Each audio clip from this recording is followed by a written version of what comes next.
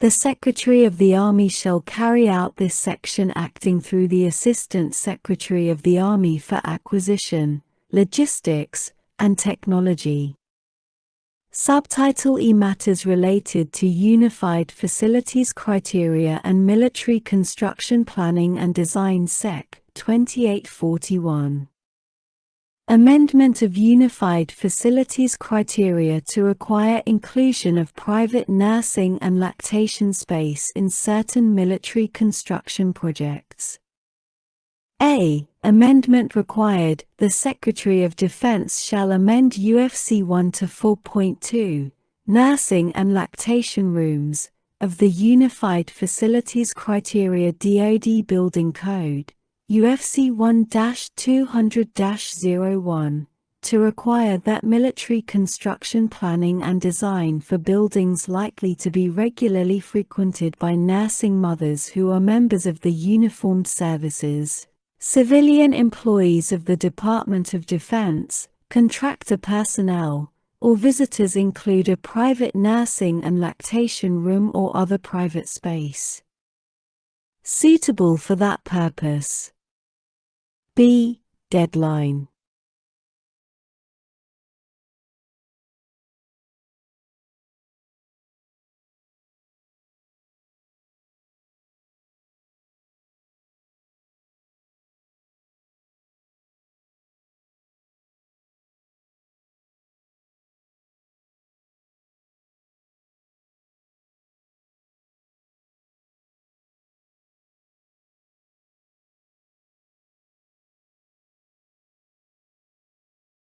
The Secretary of Defense shall complete the amendment process required by subsection A, and implement the amended UFC 1 to 4.2 not later than 1 year after the date of the enactment of this Act.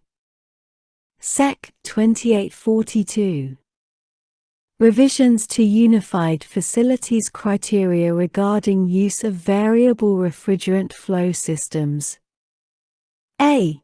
Publication and comment period requirements. The Undersecretary of Defense for Acquisition and Sustainment shall publish any proposed revisions to the Unified Facilities Criteria regarding the use of variable refrigerant flow systems in the Federal Register and shall specify a comment period of at least 60 days. B. Notice and justification requirements.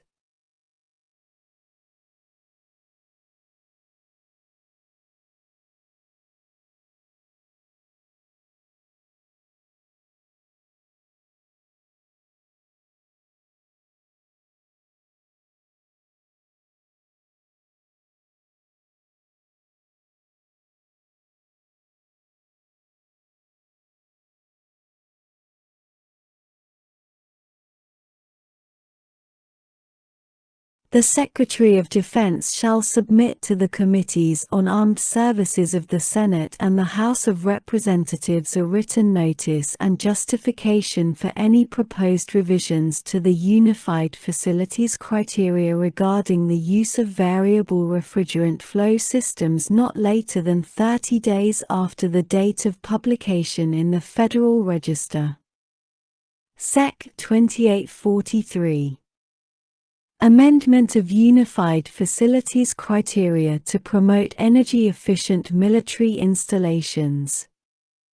A. Unified Facilities Criteria amendment required. To the extent practicable, the Secretary of Defense shall amend the Unified Facilities Criteria relating to military construction planning and design to ensure that building practices and standards of the Department of Defense incorporate the latest consensus-based codes and standards for energy efficiency and conservation, including the 2021 International Energy Conservation Code and the ASHRAE Standard 90.1, 2019. B. Implementation of amendment.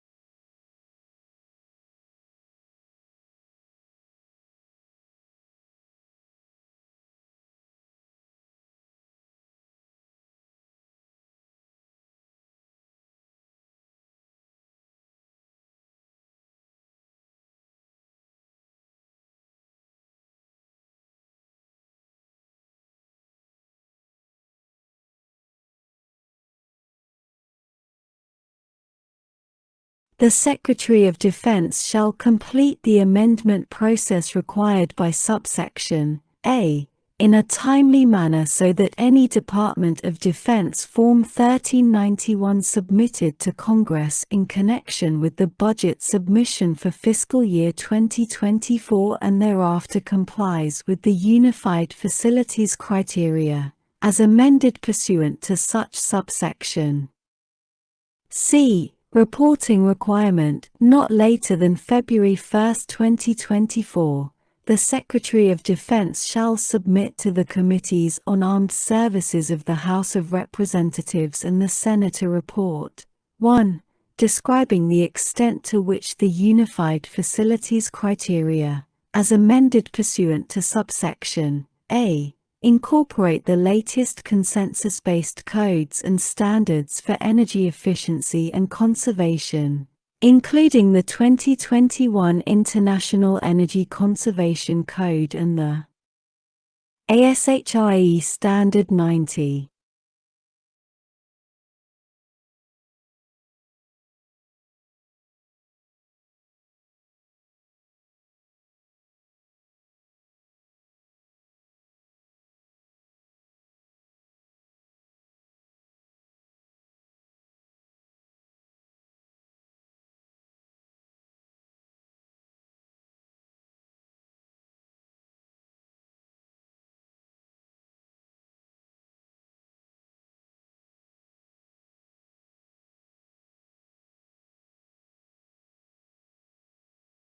(1 to 2019), as required by such subsection, and 2.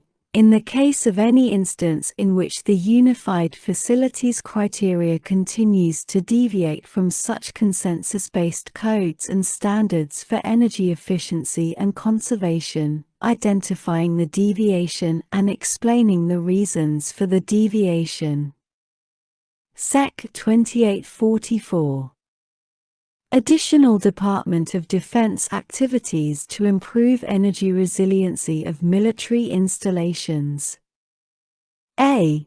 Consideration of including energy microgrid in military construction projects. 1. Amendment of Unified Facilities Criteria required.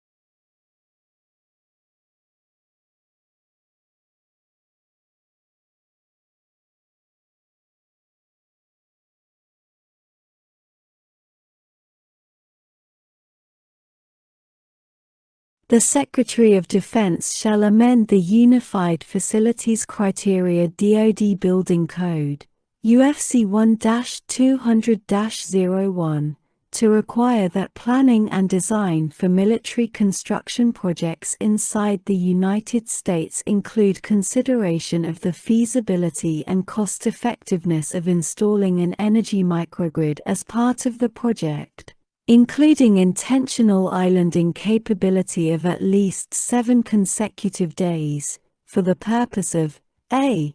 Promoting on-installation energy security and energy resilience, and b. Facilitating implementation and greater use of the authority provided by subsection H of Section 2911 of Title 10, United States Code, as added and amended by Section 2825 of the Military Construction Authorization Act for fiscal year 2021. Division B of Public Law 116-283. 2. Deadline.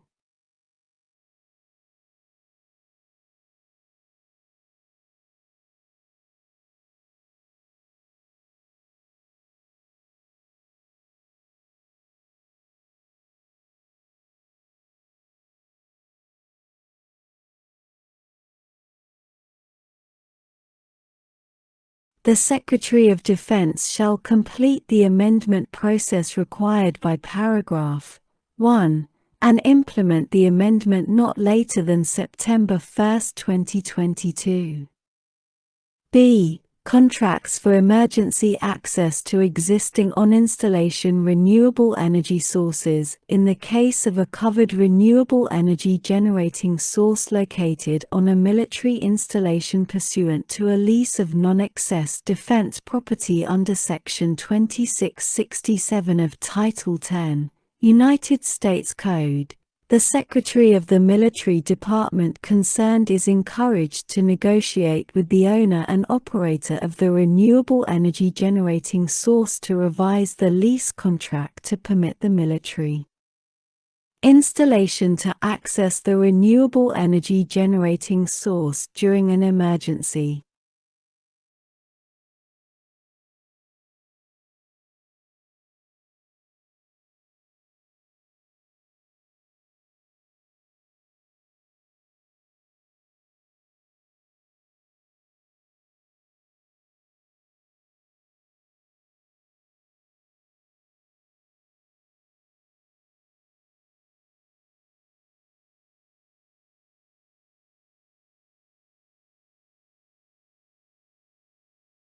The negotiations shall include consideration of the ease of modifying the renewable energy generating source to include an islanding capability, the necessity of additional infrastructure to tie the renewable energy generating source into the installation energy grid, and the cost of such modifications and infrastructure.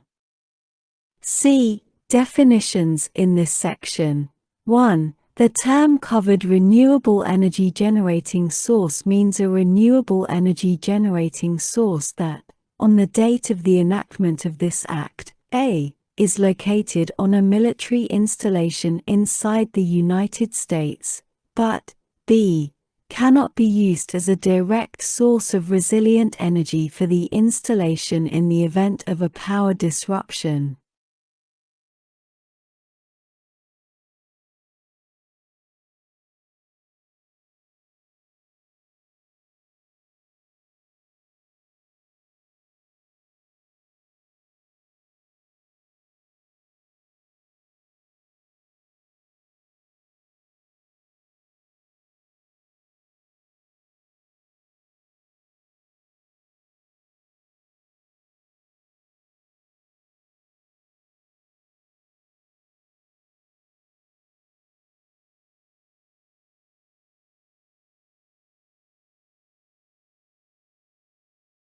Two, the term islanding capability refers to the ability to remove an energy system, such as a microgrid, from the local utility grid and to operate the energy system, at least temporarily, as an integrated, standalone system, during an emergency involving the loss of external electric power supply.